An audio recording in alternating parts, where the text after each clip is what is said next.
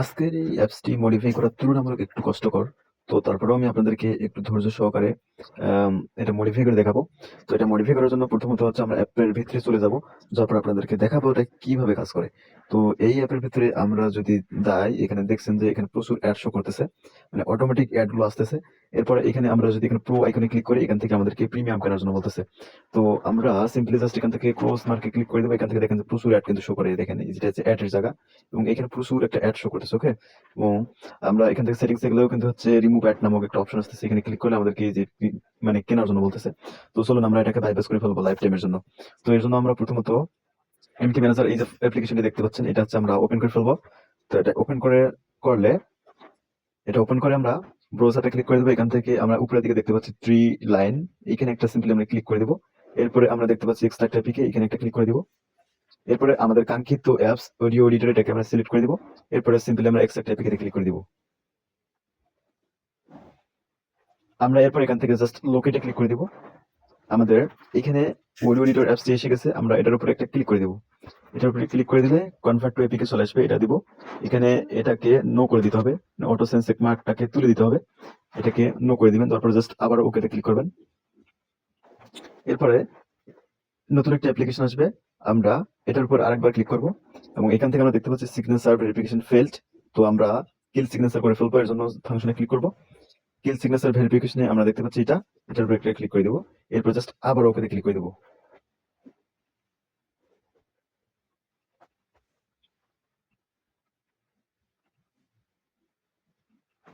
আমাদের সামনে আরো একটা নতুন অ্যাপ্লিকেশন চলে আসছে, কিল ডট এপিকে। আমরা এটার উপরে ক্লিক করে দেবো।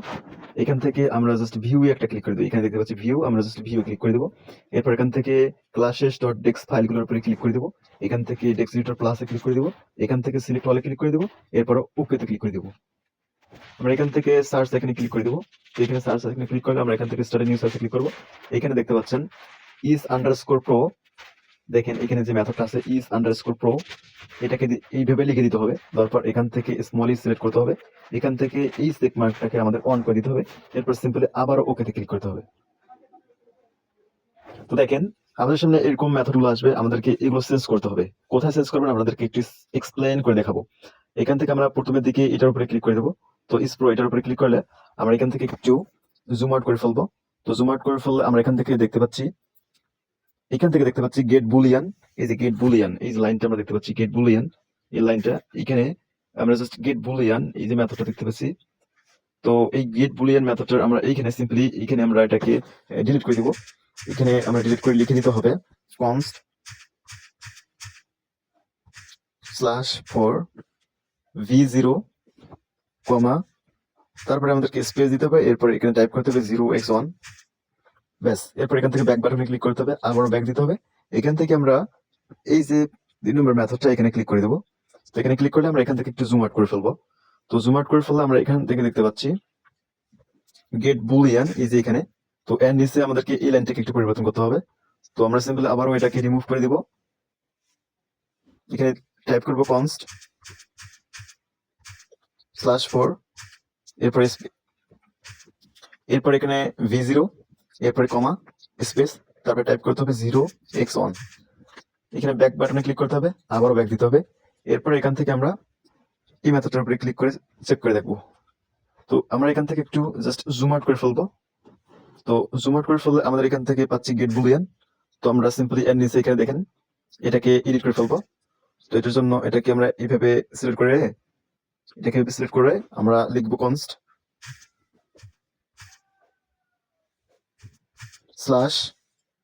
/for, এরপরে এখানে স্পেস v0 দিতে হবে, এরপরে কমা দিতে হবে, এরপরে স্পেস টাইপ করতে হবে 0x1। তো এরপরে এখান থেকে ব্যাক বাটনে ক্লিক করতে হবে, আবারও ব্যাক দিতে হবে। আমরা এখানে এরপর একটা চেক করবো। তো এখানে এটি ক্লিক করবো, দেখি এখানে বুলিয়ান মেথড আছে কিনা। তো এখানে আমরা দেখতে পাচ্ছি গেট বুলিয়ান। তো এর নিচে আমরা এখানে এটাকে সিলেক্ট করে ফেলবো সুন্দর মতো। তো আমরা এখানে টাইপ করবো const, তারপরে /for স্পেস v3, এরপরে কমা দিতে হবে, এরপরে স্পেস দিতে হবে, এরপরে টাইপ করতে হবে 0x1। তো এখান থেকে ব্যাকে ক্লিক করতে হবে, আরো ব্যাক দিতে হবে। এরপরে আমরা এটা চেক করে দেখবো। তো এখানে একটু জুম আউট করে দেখি, এখানেও গেট বুলিয়ান মেথডটা রয়েছে। তো আমরা এখান থেকে সিম্পলি এটাকে রিমুভ করে দিব এবং হচ্ছে আবার লিখতে হবে const /4, এরপরে এখানে v0 স্পেস দিয়ে দিতে হবে, v0 স্পেস অবশ্যই লাগবে, অন্যথায় অ্যাপ ক্র্যাশ করবে। const/4 স্পেস v0 কমা এরপরে স্পেস 0x1, এরপরে ব্যাক দিবেন, আরো ব্যাক দিবেন, তারপরে এইটা চেক করে দেখবো। তো এখানে আমরা দেখতে পাচ্ছি এখানে রয়েছে কিন্তু পুট বুলিয়ান। তো পুট বুলিয়ান থাকলে হবে না, এটাকে জাস্ট স্কিপ করবেন, এটা এখানে কোনো পরিবর্তন করা যাবে না। তো আমরা এরপরে এটা চেক করে দেখবো। তো দেখি এইখানে এইখানে দেখতে পাচ্ছি কোনো বুলিয়ান মেথড নেই, এখানে কোনো বুলিয়ান মেথড নেই, এখানে I get boolean no sense. এখানে ব্যাক বাটনে ক্লিক করবো, এরপরে এই পয়েন্টটা চেক করে দেখবো। তো এখানে দেখি, একটু জুম আউট করে ফেলি, এখানে দেখি কোনো বুলিয়ান মেথড আছে কিনা। নো, এখানেও কোনো বুলিয়ান মেথড নেই, কারণ এখানে I get boolean no sense. Okay, এরপরে এটা চেক করে দেখবো, একটু জুম আউট করে ফেলি, এখানে দেখি পুট বুলিয়ান নো, কোনো সেন্স করার অপশন নেই এখানে, এটাকে সেন্স করা যাবে না। এরপরে ব্যাক ক্লিক করব, আবার এটা চেক করে দেখবো যে এখানে কোনো বুলিয়ান মেথড আছে কিনা। গেট বুলিয়ান অপশন খুঁজতে হবে আমাদেরকে। তো এখানে পুট বুলিয়ান কোনো সেন্স করার দরকার নেই।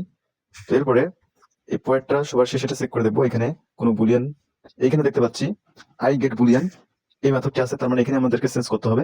তো এখানে আমরা এটাকে সিলেক্ট করে ফেলবো। তো সিলেক্ট করে এখানে টাইপ করবো const /4, এরপরে স্পেস p0 এরপরে কমা দিতে হবে, এরপরে স্পেস 0x1 দিতে হবে টাইপ করে। এরপরে আমরা সিম্পল এখান থেকে সেভে ক্লিক করে দিব, তারপর এখান থেকে ব্যাগে ক্লিক করে দিব। এখান থেকে আমরা উপরের দিকে দেখতে পাচ্ছি একটা হ্যামার চিহ্ন, কম্পাইল অপশন, এটা ক্লিক করে দিব। এরপরে আমাদের classes.txt ফাইল গুলো কম্পাইলিং হয়ে যাবে। এরপরে আমরা টেস্ট করে দেখবো অ্যাপ্লিকেশনটি লাইফ টাইমের জন্য প্রিমিয়াম সাবস্ক্রিপশন বাইপাস হয়েছে কিনা। আমরা এখান থেকে ব্যাক বাটনে ক্লিক করে দিব, আবারও ব্যাক বাটনে ক্লিক করে দিব, এখান থেকে অটো সাইন চেক মার্কটাকে ইউজ করে দিব, এরপরে এখান থেকে আবারও ওকেতে ক্লিক করে দিব। আমরা এখান থেকে ব্যাক বাটনে ক্লিক করে দেবো, এরপরে আমাদের এই অ্যাপ্লিকেশনটি টেস্ট করার পালা, আমরা টেস্ট করে দেখবো। আমরা ইনস্টলে ক্লিক করে দিব, এখান থেকে কোনো ওয়ার্নিং আমাদের শোনার প্রয়োজন নেই, আমরা আবার ওকেতে ক্লিক করে দেবো। এখান থেকে আগের ভার্সনটি আনইনস্টল করে দিতে হবে, এটা ওকেতে ক্লিক করবেন।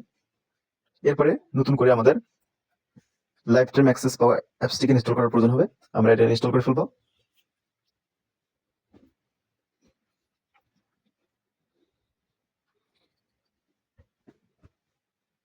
এখন আমরা জাস্ট ওপেনে ক্লিক করে দেবো।